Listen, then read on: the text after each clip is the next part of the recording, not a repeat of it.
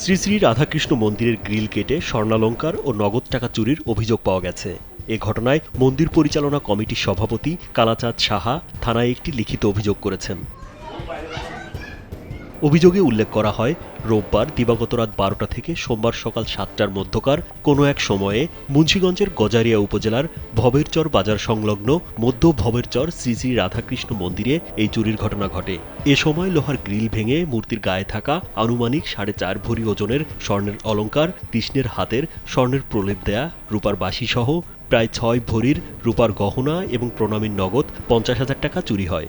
কালকা কীর্তনের পরে এই মন্দিরে যখন তালা দিয়ে যাওয়া হয়, ভোর 7টা বাজে, আমরা মন্দিরে কীর্তন শেষ করছি 9টা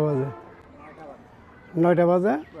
তখন তখন সকাল 7টা বাজে আমাকে সেক্রেটারি ফোন দিল যে দাদা কোথায়? আমি বাড়িতে।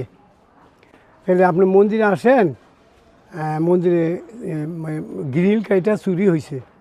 আমি আসলাম, আইসা দেখলাম যে এই পিছন দিয়া পশ্চিম দ্বারের পিছন দিয়া এই অবস্থা কাটা। মন্দিরের পুরোহিত মানিকলাল চক্রবর্তী ওই মন্দিরে দীর্ঘ 12 বছর ধরে পুরোহিত হিসেবে কাজ করেন। শনিবার দুপুরে তিনি মন্দিরের গ্রিলে তালা দিয়ে বাড়িতে যান। পরে রোববার সকালে মন্দিরে এসে তারা চুরির ঘটনা দেখতে পান। যারা এই চুরি করেছে তারা হয়তো জানতো পুরোহিত মন্দিরে নেই। এত বছর হইলো বাবরি মসজিদ এত গন্ডগোল হইলো, অনেক কিছু ভাঙচুর হইলো, আঙ্গ ববস্তর মন্দির কোনোদিন ঘটনা হয় নাই। ইদানিং এটা পুরান আপনার খালি ছিল, এখন হয়েছে, তখনই দুর্ঘটনা হয় নাই। এই স্বর্ণ জিনিসটা যে 14 বছর ধরে তাদের গলায়, কিন্তু এতদিন কেউ ধরেন, তখন খালি ছিল। আর এখন এই অবস্থা। আমি ওই কীর্তন গেলাম এক সপ্তাহ, আমার স্বাস্থ্য খারাপ, আমি ডাক্তার দেখতে গেছি। সকালবেলা আমার সেক্রেটারি ফোন দিয়েছে, তাড়াতাড়ি আসেন, মন্দিরে চুরি হয়েছে।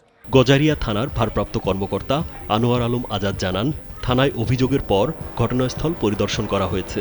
মন্দিরটি নিস্তব্ধ একটি এলাকা হওয়ায় সেখানে নিরাপত্তার দায়িত্বেও কেউ ছিল না। সর্বোচ্চ গুরুত্বের সাথে বিষয়টি দেখা হচ্ছে। ঘটনা উদ্ঘাটনে একাধিক টিম কাজ করছে। আমরা এটা তদন্ত করতেছি। ওরা একটা প্রাথমিক অভিযোগ দিয়েছেন, আর তাদের মালামাল কী খোয়া গেছে সম্পূর্ণ হিসাব করে যখন আমাদেরকে একটা এজাহার দিবে, আমরা নিয়মিত মামলা রুজু করে আইনানুগ ব্যবস্থা নেব এবং আমাদের চলমান প্রক্রিয়া আইনানুগ প্রক্রিয়াধীন আছে। এ ঘটনার পর থেকে এলাকা জুড়ে বেশ চাঞ্চল্যের সৃষ্টি হয়েছে। রাজীব বিশ্বাস, কালবেলা।